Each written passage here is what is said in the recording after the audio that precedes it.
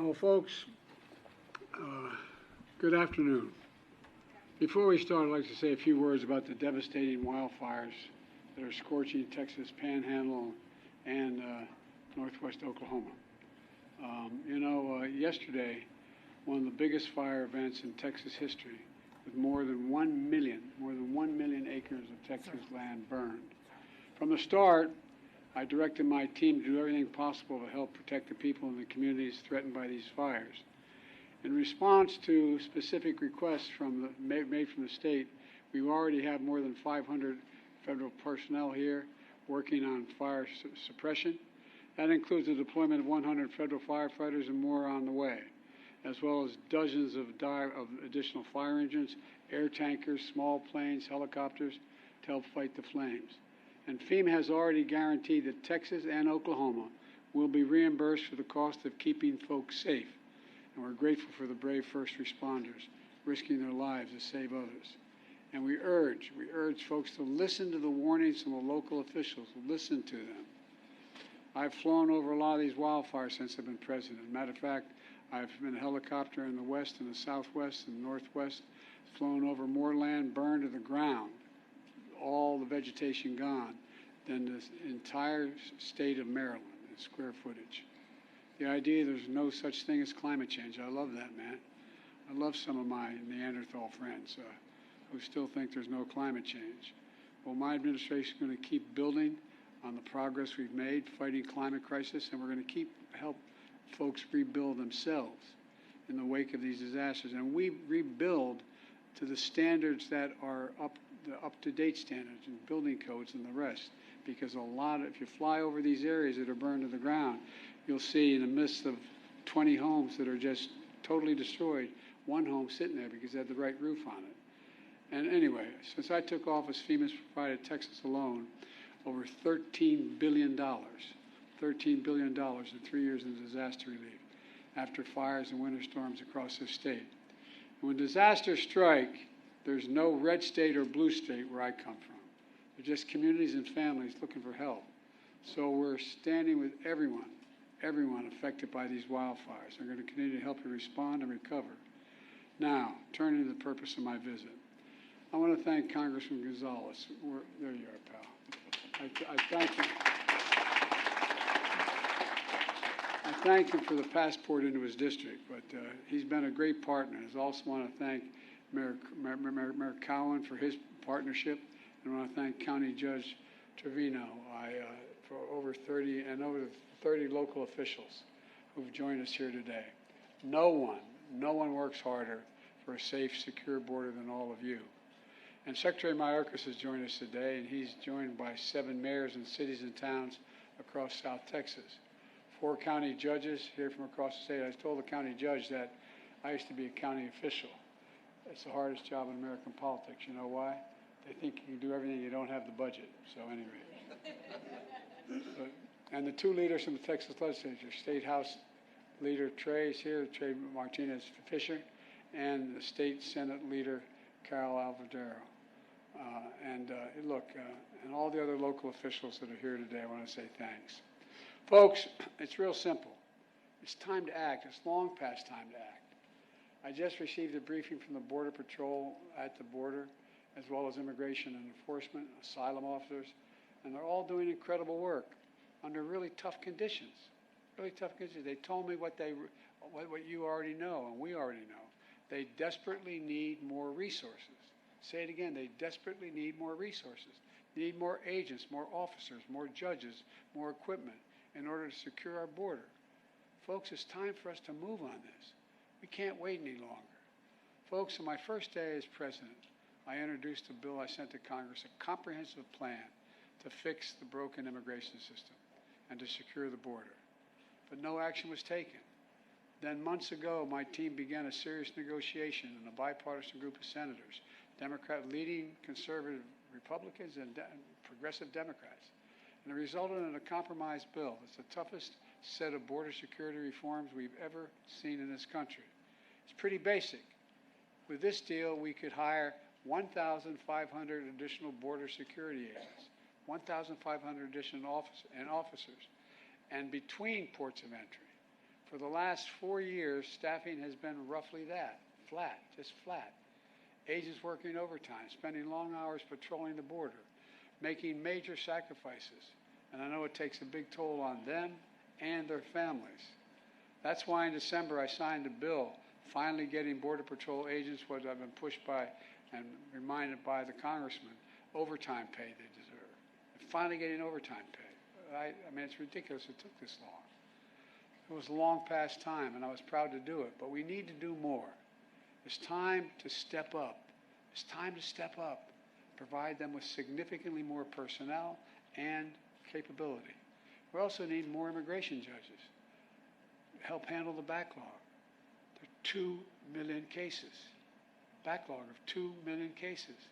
This bipartisan deal would provide funding for 100 more immigration judges immediately. It would also establish new, efficient, and fair process for the government to consider asylum claims for those arriving on our border. Today, the process to get a decision on an asylum claim takes 5 to 7 years. Now, you all know it down here, but the people around the country don't understand it. It's far too long. You come in, you say I have a credible fear, and we've changed that standard to make it hard. We want to change to make it harder. And what happens? You say, well, okay, you can come in the country, but come back in 5 to 7 years, maybe as many as 8 years, and you'll get a hearing from before a judge to determine whether you can stay. This will encourage more people. This encourages more people to come to the country. If they get by the first, they got another 5, 7, 8 years before they have to do anything, because they know they cannot handle the caseloads quickly, and they'll be able to stay in this country in the meantime. With new policies in this bill and the addition of 4,300 additional asylum officers, we'll be able to reduce that process to less than 6 months. That would have a serious deterrent effect on those coming north. When the criminal gangs say, we'll get you north, what's $8,000? They say, no, wait, let me get this straight. I'm going to go north. It's going to cost me probably closer to $8,000 equivalent. And I'm going to get there, and in 6 months they may be able to get rid of me. I don't know, man. 6 months, 7 years, two different things. The person who's thinking about entering the United States understands that cases to be decided in a few weeks or months instead of 5 to 7 years. They're less likely to come in the first place. They're not going to pay the cartels thousands of dollars to make that journey. Knowing that, it will be turned around quickly. Look, then we also need more cutting-edge inspection machines to detect and stop fentanyl from entering the United States of America.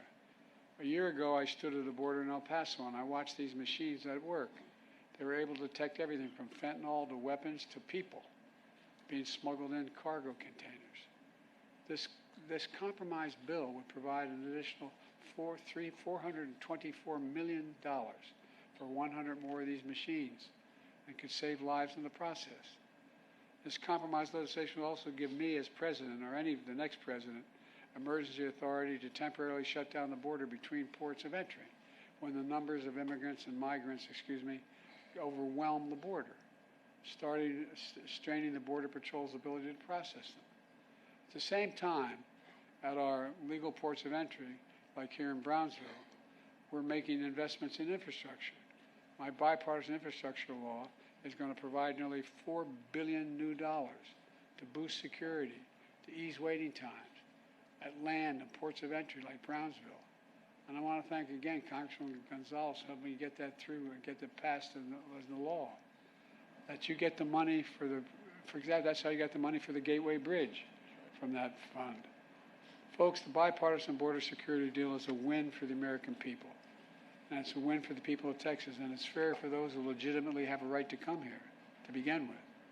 It's a win for the people of Brownsville, and I believe that's why the Border Patrol Union endorsed it.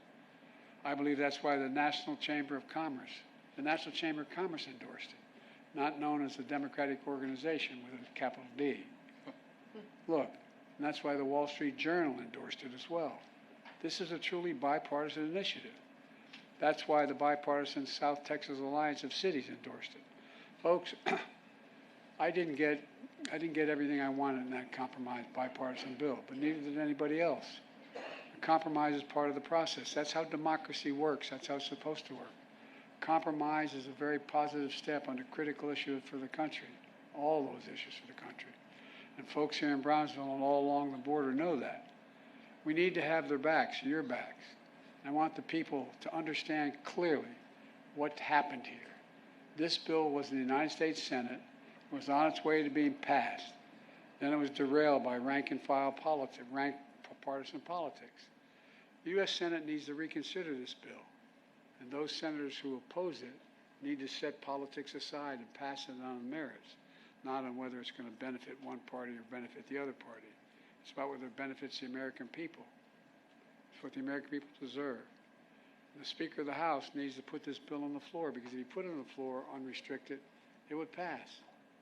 The majority of Democrats and Republicans in both houses support this legislation, until someone came along and said, don't do that, it'll benefit the incumbent. That's a hell of a way to do business in America for such a serious problem. We need to act. It's time for the speakers and some of my Republican friends in Congress who are blocking this bill to show a little spine. Pass a bipartisan, remember, bipartisan, conservative leaders supported this. Border security bill. Let's remember who we work for God's sake. We work for the American people. Let me end with this. I understand my predecessor's an Eagle Pass today. So here's what I would say to Mr. Trump. Instead of playing politics with this issue, instead of telling members of Congress to block this legislation, join me, or I'll join you in telling the Congress to pass this bipartisan border security bill. We can do it together. You know and I know it's the toughest, most efficient, most effective border security bill this country has ever seen. So instead of playing politics with the issue, why don't we just get together and get it done? Let's remember who the heck we work for. We work for the American people, not the Democratic Party, the Republican Party. We work for the American people. And let's remember who we are. We're the United States of America. No, I mean this. Think about this. There's nothing beyond our capacity. Nothing when we work together. And if all things we should be working together on is this, we have the formula to get it done. God bless you all, and may God protect our Border Patrol, and God protect our troops. Now I'd like to turn this over to Secretary Mayorkas. Thank you.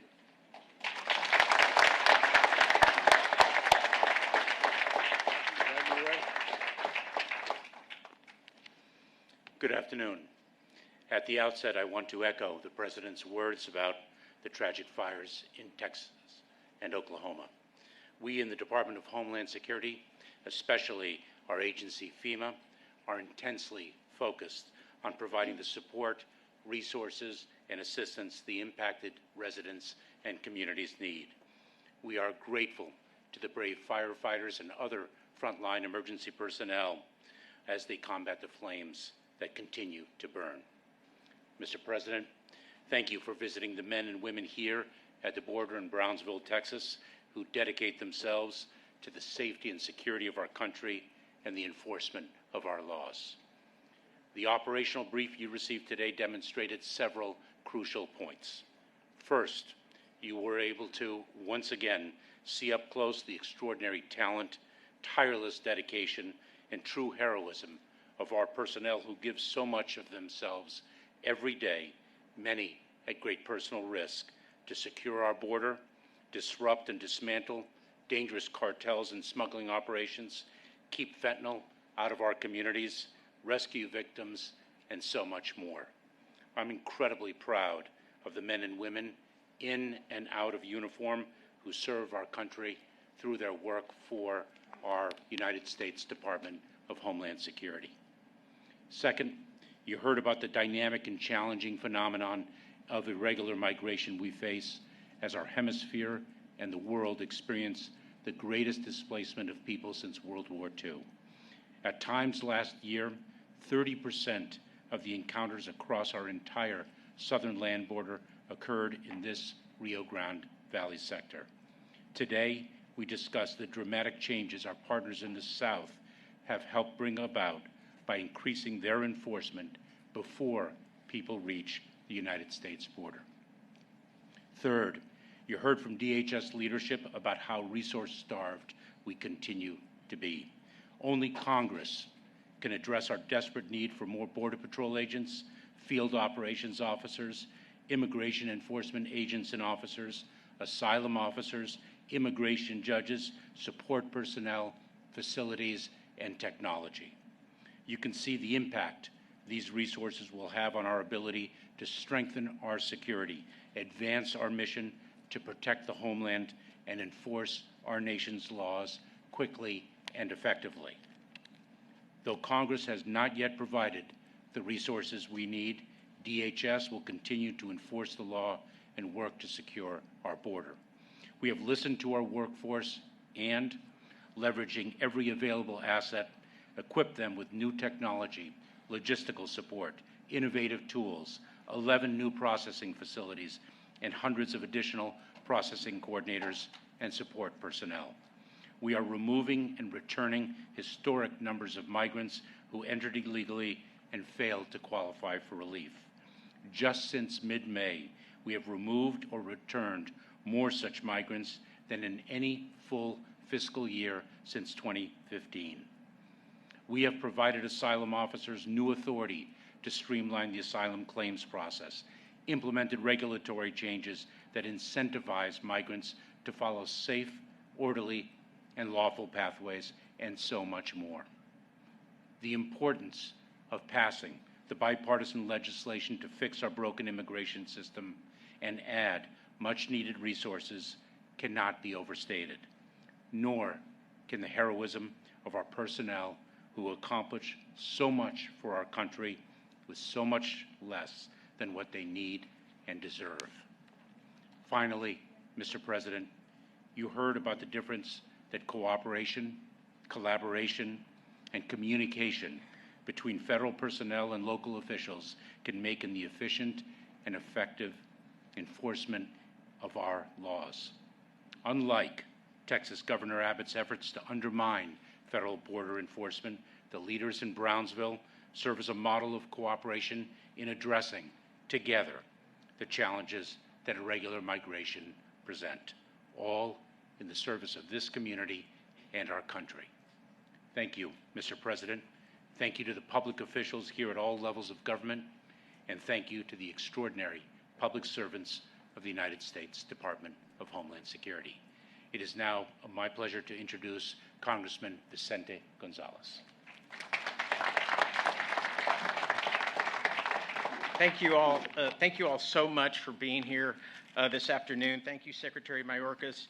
It is my honor to welcome President Joe Biden to the 34th Congressional District of Texas. Let's give him a big, warm welcome.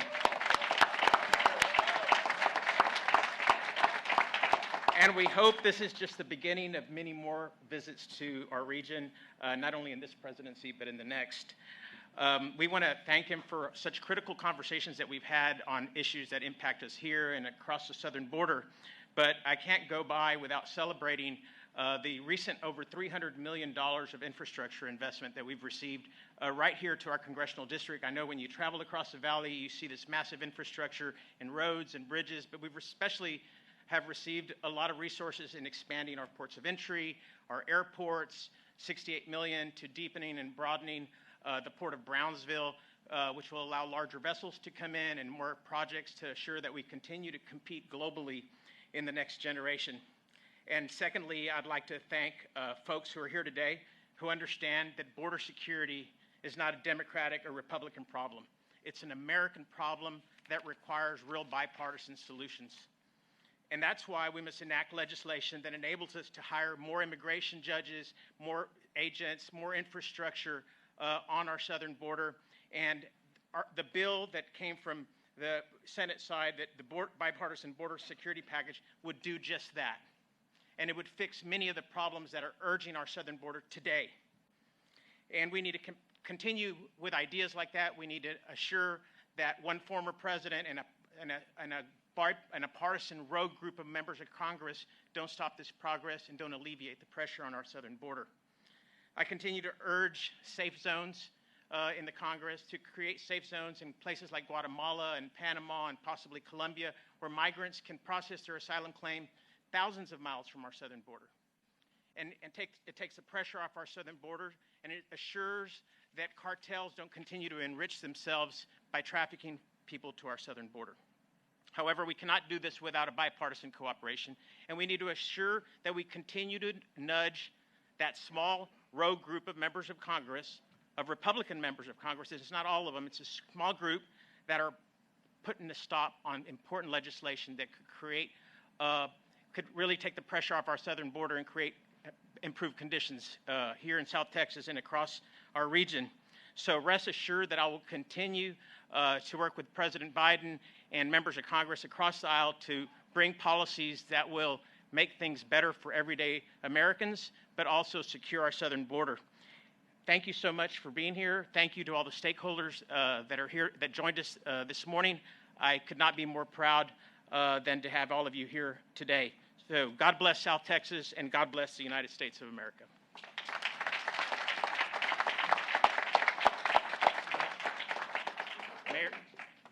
Mayor Cowan. The judge. Do you bear any responsibility? Good afternoon, everyone. My name is John Cowan, and I am the mayor of the city of Brownsville. Mr. President, thank you for visiting our beautiful city, the largest city in the Rio Grande Valley. I believe I speak for all of the elected officials here when I say it's an honor to have you here. We stand united in our commitment to protect our communities, secure our border, and uphold our values. I'm a member of the South Texas Alliance of Cities, a group of mayors from South Texas communities. We work in partnership with the federal government, local law enforcement, and nonprofits to address the challenges created by the border issue.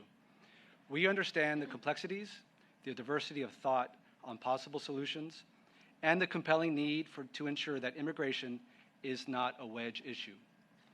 As local leaders, we are responsible for our communities, our safety and well-being. We cannot play politics with this.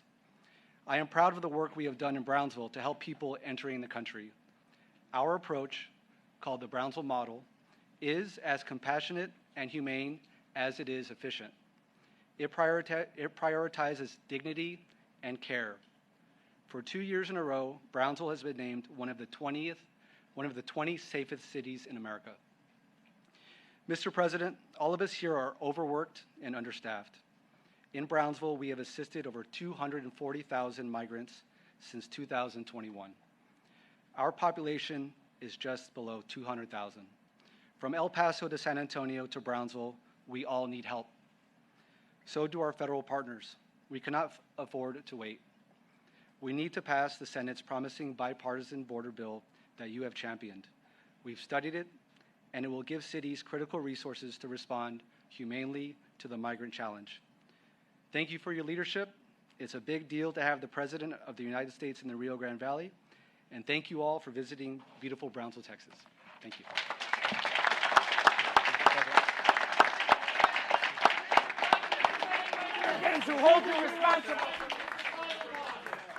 Mr. President, do you bear any responsibility for Laken Riley's death?